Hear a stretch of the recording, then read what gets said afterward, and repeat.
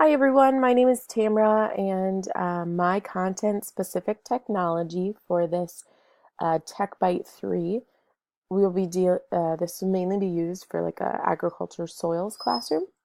So all we have to do is Google Web Soil Survey, and it's the first one that pops up.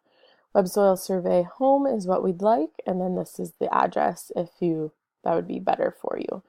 So it's a very easy tool to use, and it helps, you know, look into specific areas of interest if you'd like students to learn about a certain area and what those soil types are, or they can look into various, if they have a farm in another state, that would also, I mean, it has a bunch of data, so that's what's really nice about all this.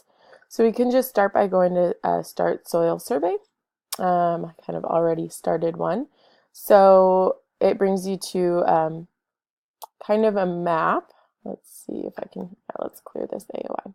So we're in Benton County here, and you can search by address. I chose St. Cloud, Minnesota, and then you can zoom out a little bit or move it around if you'd like. And then when you're ready, let's just say this is the farm and I want to see what type of soils are in this area. I just choose this one. This one can also do various shapes, but let's just say it's just a really easy square farm. So now I have my area of interest, and so I go back up here and I click soil map, and this will show all of the different soil types that are there. It shows how much acres that soil is comprised of and a percentage of that.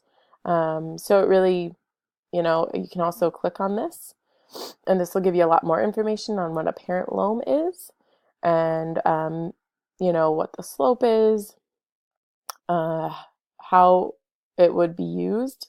So I think that's really interesting, and so students can get a lot of information by not necessarily having to go out to each specific acre of land that they're interested in and figure out, is this land good for crops? Is it good for grass? For oops, for cattle or dairy, and or could potentially be used for to build a mall or a school or something like that. So I think that's pretty interesting.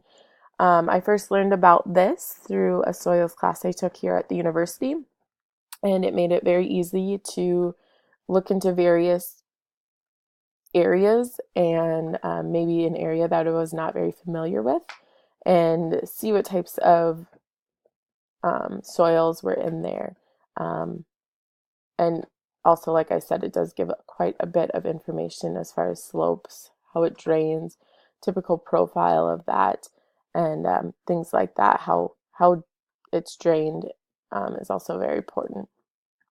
So this would definitely be needed, I think, for laptops or computers. I don't necessarily think it would be great to have a one-to-one laptop, but if they don't, I think it could be very useful and beneficial to be used like in a computer lab of some sort if you're working on a project, to just have them look at this online. I think it'd be pretty difficult to find it or to use it on an iPad, but it might be possible.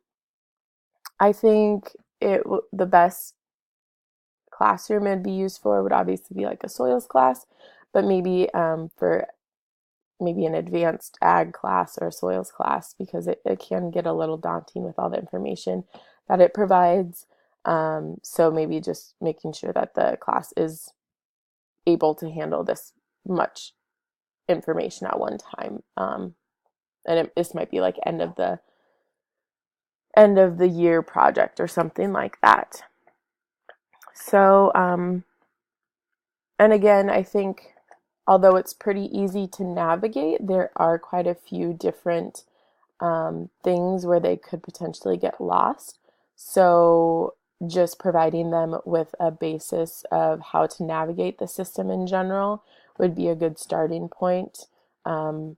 and hopefully they should all know how to use a computer or a laptop. So I don't think that they would need much background in that, but mainly just how to navigate the system.